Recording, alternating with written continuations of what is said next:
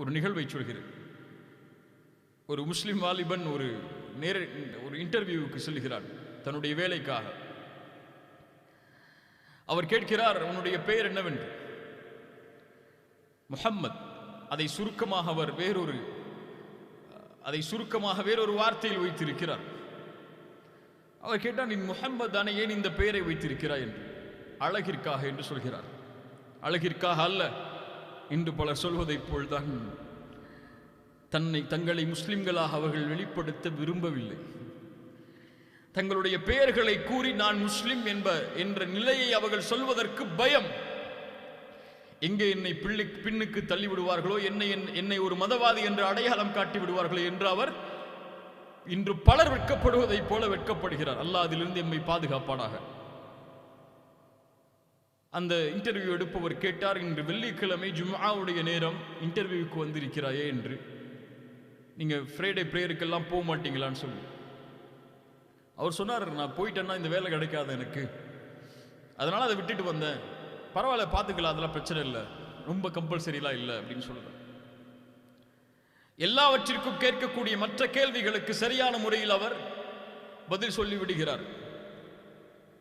Interview முடிந்து வீட்டுக்கு சென்று விடுகிறார். அதில் நான் ஏன் அந்த வேலைக்காக நான் அங்கீகரிக்கப்பட வேண்டும் என்பதற்காக காத்திருக்கிறார். 2-3 நாட்கள் கழிகிறது, அவருக்கு போன் வரல.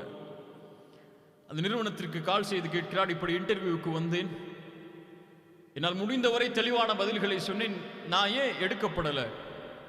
அங்கே எடுத்தவங்க சொன்னாங்க, எங்களுக்கு தெரியல, இன்டர்வியூ எடுத்தவங்களுக்கு தான் தெரியும், ரிஜெக்ட் பண்ணிட்டாங்க உங்களன்னு சொல்லி. உடனடியாக அவரிடத்திலே போன் பரிமாறப்படுகிறது. அவரிடத்திலே கேட்டார், ஏன் என்னை நீங்கள் தேர்ந்தெடுக்கவில்லை என்று. அவர் சொன்னார், அந்த வார்த்தை அழகானது,